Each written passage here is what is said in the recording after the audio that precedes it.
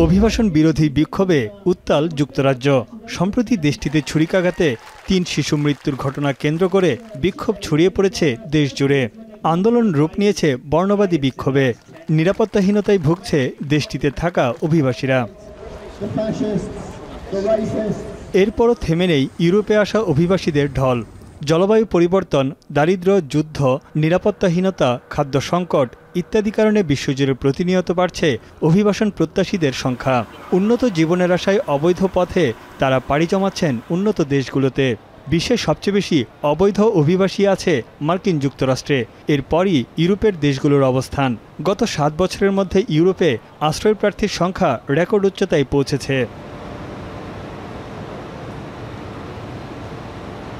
অভিবাসন প্রত্যাশীদের বড় একটি অংশ সাব সাহারান আফ্রিকান অঞ্চলের।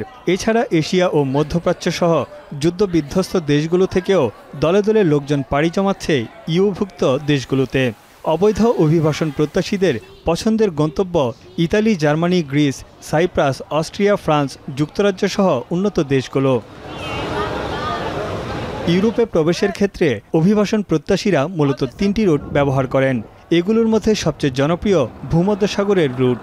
সিরিয়ার গৃহযুদ্ধের পর পূর্ব ভূমধ্যসাগরীয় পথ দিয়ে বিপুল সংখ্যক শরণার্থী গ্রিস, সাইপ্রাস ও বুলগেরিয়ায় এসেছে। পশ্চিম ভূমধ্যসাগরীয় রুটটি দিয়ে মূলত স্পেনে আসে।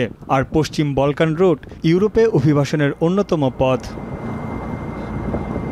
জাতিসংঘের শরণার্থী বিষয়ক সংস্থা UNHCR জানায়, অভিবাসন প্রত্যাশীদের পছন্দের গন্তব্যে শীর্ষে আছে ইতালি। গেল 7 মাসে দেশটিতে পাড়ি জমিয়েছে প্রায় 35,700 জন অভিবাসন প্রত্যাশী। অথচ অবৈধ অভিবাসী কমানোর প্রতিশ্রুতি দিয়ে 2 বছর আগে ক্ষমতায় আসে ইতালির ডানপন্থী সরকার। মৃত্যু ঝুঁকি নিয়ে ভূমধ্যসাগর পাড়ি দিতে গিয়ে প্রতি বছর প্রাণ হারাচ্ছেন বহু মানুষ। নিখোঁজদের তালিকাটাও দীর্ঘ। ইউরোপীয় ইউনিয়ন নানা ধরনের কঠোর পদক্ষেপ নেওয়ার পরও ঠেকাতে পারছে না অবৈধ অভিবাসীদের ঢল। তানভীর জানি, এখন বিশ্ব।